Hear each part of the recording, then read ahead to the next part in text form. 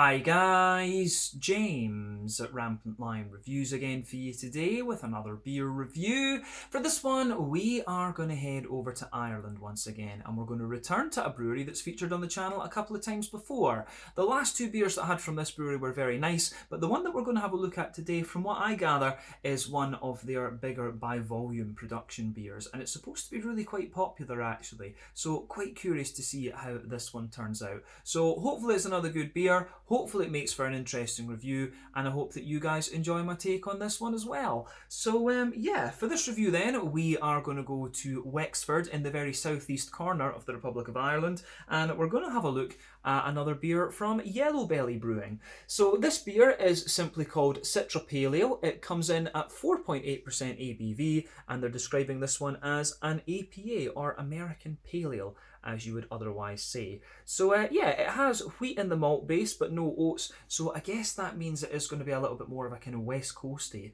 type pale ale, this one, but we'll just need to see when we open it up, of course. But nice to return to Yellowbelly. The last two beers that we had from these guys, the latest one was the Pirate Bay, which was a nice session IPA, and then before that, a couple of years back, we had the It's Not Vodka, which was a big imperial stout that I thought was really nice. So yeah, we will need to try a few different styles from this brewery going forward, but always nice to review some new beers from them and from Ireland, generally speaking, when we get the chance. So let's see how we get on with this one then. Citra Pale Ale, 4.8% ABV from Yellowbelly Brewing in Wexford in the southeast of Ireland. Since this is an Irish review, of course, a couple of shout outs to do. First and foremost to Paul Rogers of Dalriada Imports. It's thanks to him that you guys are enjoying this Irish mini-series of reviews. He's been importing Irish beer to Scotland for quite a wee while, and he's now starting to expand his distribution down to England as well, which is great to see. So yeah, lots of cool things happening for him at the moment. But if you are interested in stocking some Irish craft beer, this is the man that you want to talk to. So big thank you to Paul once again for making these reviews possible. Special shout outs as well to Brandon Sewell of Views on Brews, and also Thomas McCarthy of Thomas Window Beer Reviews. You'll find both of these guys on YouTube. I'll try to remember to put the links to their channels in the video description below, but if you're interested in seeing Irish beer reviewed more regularly than you will on here, do make sure you check out these guys. Very knowledgeable and very nice guys to boot as well, so go show them some love. But let's crack on with this one then and see how we go. So, as always with my reviews, I'll tell you a little bit about the brewery before we taste the beer. If you want to get straight to the tasting, just fast forward. All the usual links are in the video description below. That's the brewery website, the link to my other reviews that I've done from Yellowbelly Brewing before, and like I said, we will hopefully be able to review more of those beers at some point in the near future. But there's all the usual social media down there. If you want to see more reviews, do please consider subscribing to the channel. The whole channel, of course, has a geography-based tagging system, so you can go into the homepage and search for beer based on country, city, state, county, province, prefecture, whatever it is you happen to be interested in. Do check out the playlist of beers from different countries. There is one there for all the Irish beers that I've reviewed for you. That's being added to quite a lot at the moment because I do have a number of beers that Paul's given me, which is great. And as always, please do get in touch and let me know some of the other beers and breweries that you guys would like to see me review. It's always great to hear from you guys that are watching the videos, and the support that you show the channel is hugely appreciated. So anyway, on to my brewery notes then, to tell you a little bit about Yellowbelly Brewing then. So Yellowbelly Brewing, as I've told you before, are based in Pembrokestown in Wexford, which you'll find in the very kind of southeast corner of Ireland. But the company was founded by Nicky and Simon Lambert, and their family have run the Simon Lambert and Sons pub for over 50 years, and in 2006 those two took over from their father. But they both went on to study their brewing certificates, and they built up a small brewery in the basement of the pub. But later they encountered Derry native Declan Nixon, who was a classically trained brewer with a lot of experience in English cask ale, and he joined the company as their head brewer. But they also managed to get their hands on Brewdog's second generation brew kit that they had in Fraserburgh in the northeast of Scotland. But apparently this brew kit had been sold, and it ended up caught in customs in Madagascar after the deal fell through, and so the guys at Yellowbelly managed to buy it. But they secured a new production premises after this, and they got brewing on the new kit in March of 2017. But this also led to a collaboration with Brewdog, and they managed to get their beer out to the world on the back of this, which was pretty cool. But the name Yellowbelly is quite an interesting one. So it's a nickname for Wexford locals that comes from hurling. So the story behind this was that apparently there was a game between a group of Cornish and Wexford men, and in this match the Wexford men were given yellow handkerchiefs to tie around their stomachs to play the game. So King William III and his wife were watching the game, and he was reported to have called them the Yellowbellies during the game when he was watching it, and it just stuck with them. So yeah, the Wexford people are known as the Yellowbellies. But for the brewery and their kind of branding and imagery and stuff, whatever you want to call it, Yellowbelly is a time-travelling superhero who goes to different places in time and seeks out different recipes for different beers. But the artwork is made by Paul Reck, and I have to say, he is pretty talented. If you've seen my other Yellowbelly reviews that I've done, you will see kind of similar stuff on there, and some of the stuff on the other cans as well. It's pretty cool, so we need to review more of those for you on the channel. But Paul has created various comic books surrounding the character, and there's also a game which can be found on the Yellowbelly website, so I do still need to take a look at that. But interestingly, these guys were also the first brewery in Ireland to have a sour beer as part of their core range, so I will need to seek out that one. But as of November 2021, when I'm filming this review for you, these guys have produced in the region of 175 different kinds of beer, according to Untappd, and they also have their Grady's Yard bar in Waterford City, which has 22 taps. So maybe that's somewhere that I need to visit when I do make it back to Ireland at some stage. But yeah, for the moment, that is all I can tell you about Yellowbelly Brewing. Definitely a brewery you want to check out if you get the chance, and a very well respected name when it comes to Irish craft brewing. And as I've said many a time in these Irish reviews, it really is very nice to see that Irish beers are starting to get out there a little bit more and be recognised in other parts of the world, because for a long time Irish beer was a little bit like gold dust, to be honest with you. It was very difficult to find any of these things. But yeah, that's it. So if you want to learn more about Yellowbelly Brewing, you can check out the brewery website, you can follow them on Facebook and Instagram to keep up to date with all the latest goings on, and you can check out the Rate Beer, Untappd and Beer Advocate pages to learn a little bit more about all the different beers that these guys have done. So yeah, let's crack on then and see how we go with this beer. So this one here, as you can see, the artwork on this one I think is pretty cool. I do like the old kind of almost 18th century dress and things that it has, that the guy has. But there you can see on the side there is Yellowbelly Brewing. Looks pretty good.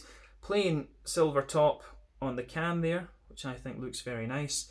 But yeah, as we said earlier, this one is a 4.8% American Pale Ale. Apparently it uses Belgian and German malts, and then it's got Citra hop in it, of course. So it says on the side here the malts are Pilsner, Munich and wheat malt, and the hops are actually Hull Melon and Citra. So yeah, Hull Melon is quite an interesting one. Obviously it gives you a lot of melon and a little bit of strawberry as well in my experience, but I think it comes in about 8% alpha acid, if memory serves me correctly, a German hop. Citra we know very well, that's American, 14% alpha acid, normally big juicy mango flavours, and also quite a little bit of a citrusy zesty character. Very good for single hop beers.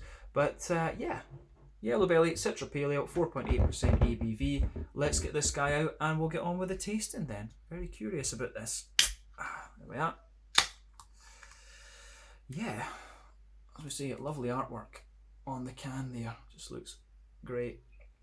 But yeah, we'll need to look into getting a few more different styles from Yellowbelly over the next wee while, because I have really enjoyed the beers that I've had from them so far. And again, a big up to Paul for making these reviews possible here on the channel, because otherwise it would be quite difficult to get a hold of some of these Irish beers. But anyway, so yeah,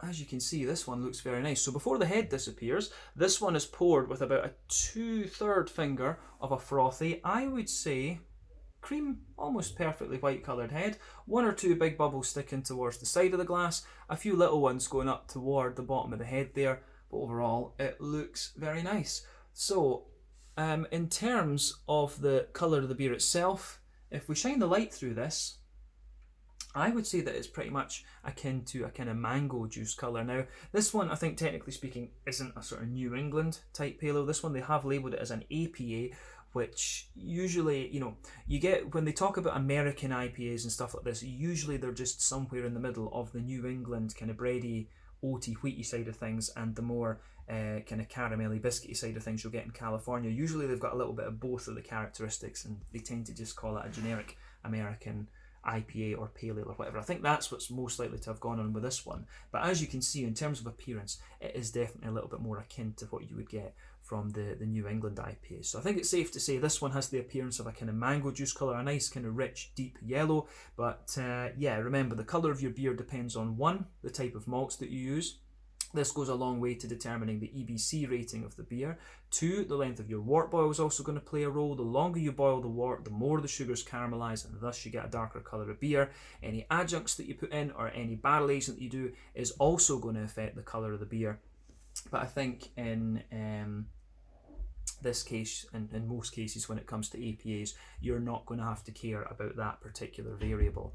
But yeah, certainly looks the part, to be honest with you. The level of haze that you have in this one is probably down to both the yeast and the wheat. That is normal. But yeah, nothing overly surprising about this beer when you consider what style it is when we're talking about the appearance. It looks as you would expect. So yeah, quite happy with that, to be honest with you. So yeah, nothing else really we need to say about the appearance. I think we can take a little look at the aroma and see how we go.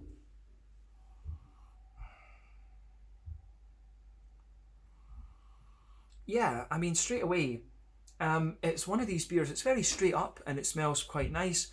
Not the most, crazy and complex of things, but then it's not the most crazy and complex of beers that you're going to find from Yellowbelly. I think that's safe to say. But I'm sure, knowing what these guys do, it will be a nice kind of easy drinker. So yeah. So first impressions of it would be, it's quite a nice and smooth.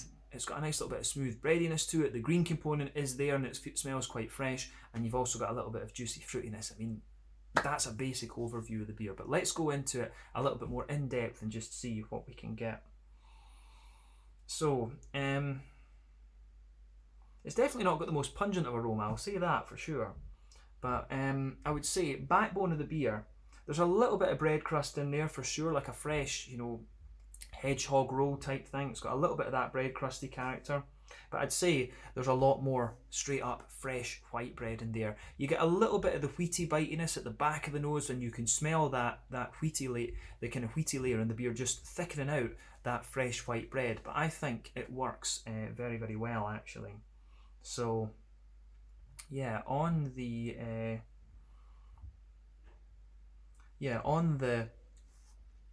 malty side of things, I think it's very straight up. I don't really get any sweetness out of it, to be honest with you, almost none at all actually. I'm just wanting to make sure of that, because quite often, this one, it's got Pilsner and Munich malts in it.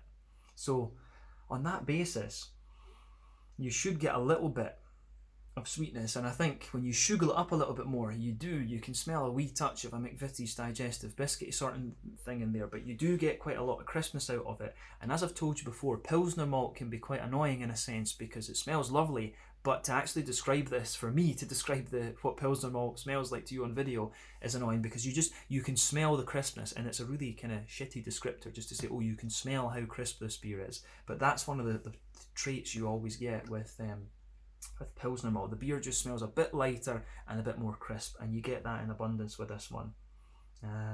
Yeah, I'm just looking at the camera as well, and it almost looks like I've kind of pinned like some kind of graphic to the camera there with this can. It's the artwork on that is that good. But yeah, the malty side of things, as I say, the more that I smell of this and the more that my nose adjusts to it, the more the Pilsner malt comes out, that just crispness that I'm talking about, wee bit of a McVitie's digestive biscuity sort of thing as well. And yeah, the way that goes together is pretty nice. Straight up bread crust, white bread, you can smell the wheat, bit of wheaty bitiness, McVitie's digestive biscuit in there, and that Pilsner malt crispness. To be honest with you, I think that summarises everything we need to say about the malt base in the beer. Let's look at the hoppy side of things then. Let's do that. So, on the hoppy side of the beer, I'd say the green component, you've got a little bit of earthiness in there, for sure. So yeah, nice wee bit of earthiness in there. And it's interesting because quite a bit of the earthiness, I think, will come from the whole melon, regardless of where your hop comes from in Germany. You're always going to get a little bit of that smooth, earthy character. You always get a little bit pardon me, of that German noble earthiness, and that comes out there in this one. You certainly get a nice big bit of a kind of floral aromaticity out of this beer. I really like that in this one. So nice big floral aromaticity, and they are not too pungent or sharp, but I would suggest that's coming both from a mixture of the whole melon and the Citra. And you know, round the front of the nose, you're getting that big grassy, zesty character out of it. And Citra, you know, that's what Citra's going to give you. Citra's going to be the one that gives you that big, that big zesty kind of grassy character straight away. That comes out in this beer for sure. But yeah, nice kind of wet, grassy. It actually gets a little bit wetter the more that you smell of it too. But the green component, again, is pretty much what you would expect from this beer. So yeah, I don't think there's anything else we need to say about the green component. So let's look at the fruity side of things and round off the aroma. So aroma-wise, yeah, you get a little bit of a kind of melony, gooseberry sort of thing underneath this, but I'd say that the Citra, you know, when it's called a Citra Pale Ale, I suspect that maybe what's going on with this one is that the whole melon has been used as the bittering hop, or an earlier addition hop than the Citra is. But yeah, it is the Citra characteristics that are dominating this one. So for me, this beer really leans towards that big lemony, zesty kind of character. If I was smelling it blind without knowing what it was, I might even think that it was Centennial that was in this. Centennial is a very lemony leaning hop, but yeah, I mean, on that hoppy side of things, the fruity side of it, you get a bit of the soft mango, to be honest with you. And there's a wee bit of the pungent passion fruit, but to be honest, I think this beer really leans a little bit more towards the kind of zesty lemon side of the spectrum for Citra. So yeah, I like that with this one for sure. I think this is going to be an interesting beer to try, because the other thing I'm noticing about this is that the more that I smell it, and the more that my nose adjusts to it, I'm getting a wee bit more kind of wholemealy, brown bready character out of it. So yeah, interesting beer this. It's got a few things that come out a wee bit later on for sure. So yeah, I think as I always say, take a bit of time to enjoy the aroma of the beer before you get stuck into it. But I think it's about time that we have a taste of this one then. So let's have a look at this. So yeah, the Citra Pale Ale at 4.8% ABV from Yellowbelly Brewing in Wexford in Ireland. Thank you again to Paul for making this review possible. Slàinte, skål.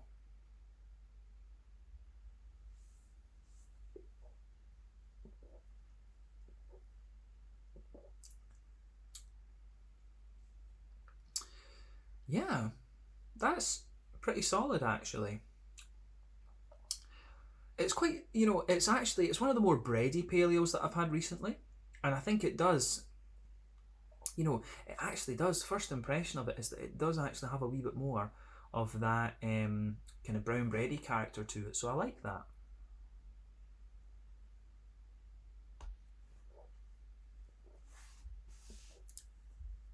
Yeah. This is going to get a thumbs up from me once again.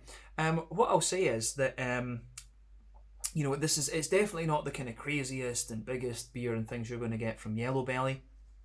I still think probably the most impressive beer I've had from them is the It's Not Vodka, the Big Imperial Stout. But, you know, both this one and the Pirate Bay Session IPA that we reviewed have been nice and drinkable. And I mean, from the styles, you can't really ask for much more than that, to be honest with you. You want the beer to be nice, drinkable, tasty. It delivers on all of these. But compared to other things I've had, this is definitely a little bit more of a kind of bready, and I would say at that wholemeal, brown bready sort of pale ale. So yeah, it's an interesting one for sure.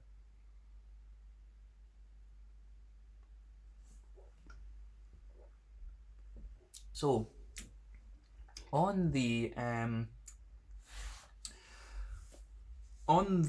sort of malty side of things then, to start off with this beer, we'll go through it as we always do. Straight away across the middle and the back third of your palate, you can feel a little bit of that bread crusty character. And as I said, the bread crusty notes that you get out of this one are a wee bit different to what we've had before. And I wonder if it's maybe the yeast that's doing something in this, because I know Pilsner malt quite well, I know Munich quite well, and the wheat, unless it's, you know, a sort of German It could be, it could be an Irish Pilsner malt or something like this. As I said to you in other videos, Ireland is a big whiskey country too, so without question they've got their own malteries and stuff over there. The brown bready nature that you get out of this one, Munich malt I think will be German, and it did say the other malts were Belgian, so I'm sure it would have said Irish malt if it was, but I think it might be the yeast that's given it a bit of that kind of brown bready character, to be honest with you. I was just trying to pinpoint where that was coming from. But yeah, the backbone of this beer, we'll focus on the middle third of your palate. You've got that nice kind of dry bread crusty kind of quality there, so I really like how that goes together. On top of that, you've got a little bit of a kind of brown bready. You've got a little bit of a kind of brown bready sort of thing. So yeah, nice kind of wholemeal brown bready type character to this one.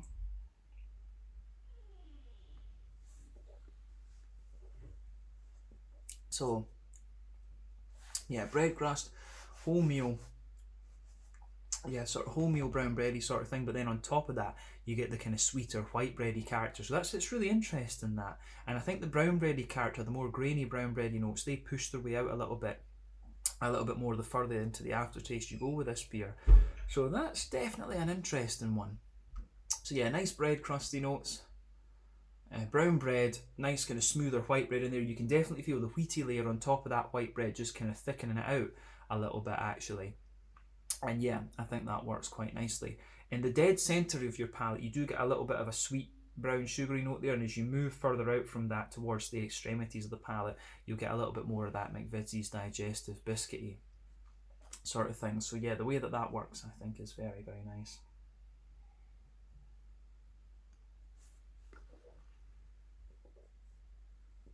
So, on the very back of that, or toward the back of that middle third of your palate, you've got a nice little bit of a kind of Pilsner malty. You do have a little bit of a kind of Pilsner malty crispness to this one.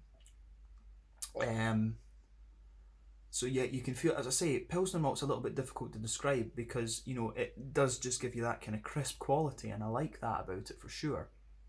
But on the pardon me, as I say, on the back of that, the further you go into the aftertaste of it does build up a little bit in terms of dryness and so on.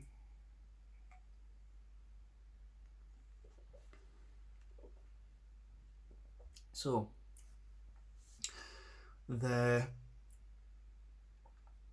how would we say, I think the further you go into the aftertaste with it, you do get more of that brown bready character out again, and then some of the Pilsner malty dryness comes out there.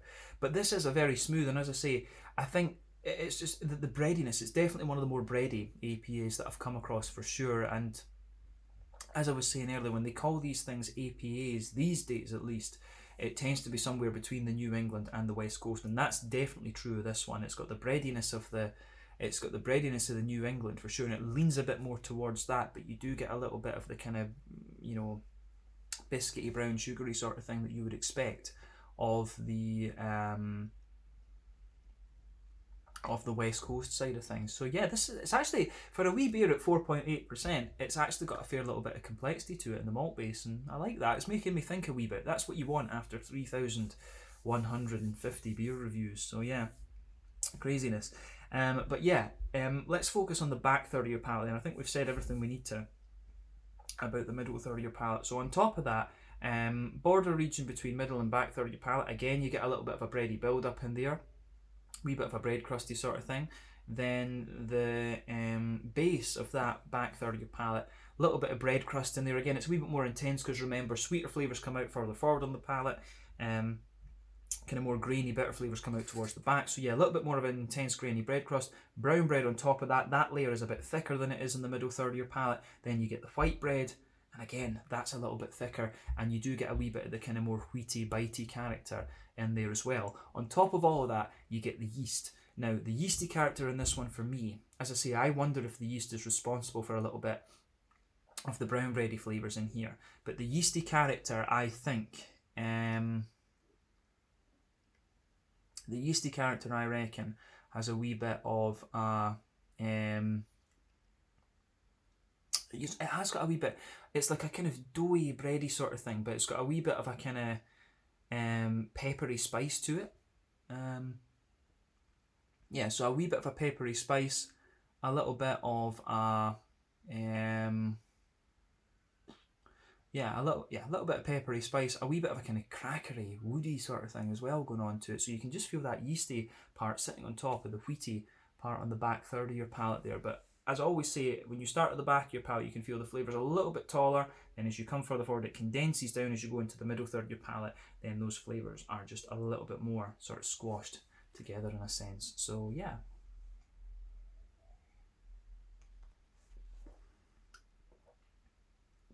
But yeah, on top of all of that, you have a nice as I say, the thing with this beer and the malt base and the yeasty side of things is it just gets a little bit drier and more brown bready the further you go into the aftertaste. But yeah, quite a complex pale ale for 4.8%, so that's quite impressive in itself. But let's focus on the hoppy side of the beer then. So back corners on the palate, you have got a wee bit of earthiness there, and I think the yeast is contributing to that as well, for sure. We've got a bit of an earthiness as you come further forward. There's a little bit of a kind of herbal quality, and as you push towards the kind of front corners of the palate, you've got a good little bit of a kind of floral aromatic sort of thing going on. Not quite as forward as I would have expected from Citra, right enough, but I think some of the German noble character that you'll find from Huell Melon is pushing out there too. But round the front curve of the palate, it's a bit lighter and grassy, and there the beer does show more of the Citra characteristics. You would expect that grassy side of the beer to be a wee bit more kind of forward and punchy, so it is showing that side of things for sure. But yeah, I think that covers the green component, and again, that works for the beer. It's quite well balanced between the earthiness, the floral, and the grassy character, so a bit of everything. Front third of your palate then, fruity side of the beer. So border region between front third and middle third of your palate, you have got a nice little bit of a kind of bready build up there. So yeah, I would say,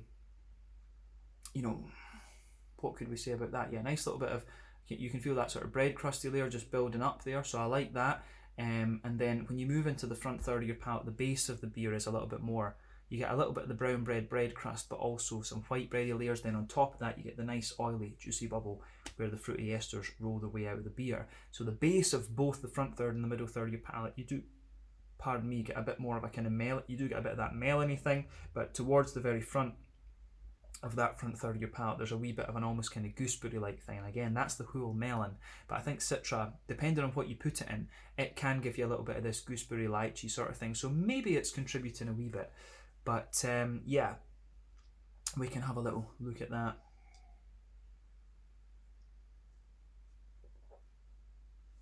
But yeah, on the fruity side of things then as well, to go back to just general overview. So that's, let's see, brown bread crust, white bread, then that melony kind of gooseberry type layer. So if we go to the back of that front third of your palate, there's a wee bit of that pungent passion fruit in there, but that's quite minimal. As you come further forward, it really mellows out to be more of a juicy mango character. And then as you move into the front half of the front third of your palate, you've got a wee bit more of that kind of lemon limey zesty sort of thing. So yeah, I think that goes together actually quite nicely in this one. So it gets a thumbs up from me in that regard. So yeah, that one, I think the fruity side of this beer is quite nice, but yeah, the sort of lime, I think it leans more towards the kind of lemon limey note just right behind the front tip of the tongue, and that's when you get all that stuff mixing with the grassy part of the beer. So yeah, it goes together very well actually.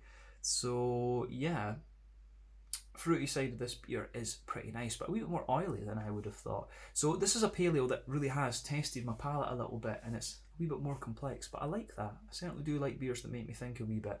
But I think that's everything we really need to say about the flavour profile of this one, to be honest with you. Let's round off with a quick look at the mouthfeel then. So I think it's fair to say this one is mid-bodied. It's actually quite a thick pale ale for me.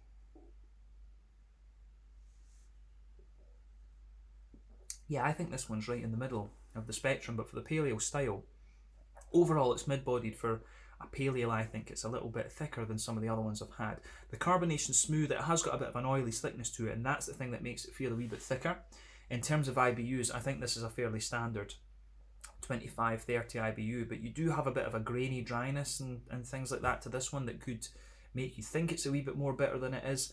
We've said the malt base, a bit of grainy dryness, bit of smoothness, and also a little touch of sweetness and crispness in there as well, right enough. But you've also got a nice little, you do also have some really nice juicy fruity characters to this one. So I think everything about this beer is really nice. They call this one their house paleo, and I think they've chosen quite well with this. But definitely, if we're speaking about paleos overall, this is one of the more bready examples of the paleo style that I've come across so far. So yeah, I think we can leave it at that for this one. So yeah, this is the Citra Paleo coming in at 4.8% ABV from Yellowbelly Beer in Wexford in Ireland. Yeah, nice to do another Irish review for you. So once again, thank you for watching my beer reviews. Until the next time, please like, subscribe, share, all the usual YouTube stuff. Let me know your own thoughts about this beer in the comment section below. Let me know what your favourite beers are from Yellowbelly Brewing as well. Recommend me some more Irish breweries to have a look at. But this one has been pretty nice. Check out my social media, check out Yellowbelly's, and I'll catch you guys in the next one. Slàinte, skål, cheers. Make sure you check out this one, the Citra Paleo from Yellowbelly Brewing in Wexford, Ireland. Quite a nice and quite complex paleo, actually. Slàinte, skål, and cheers.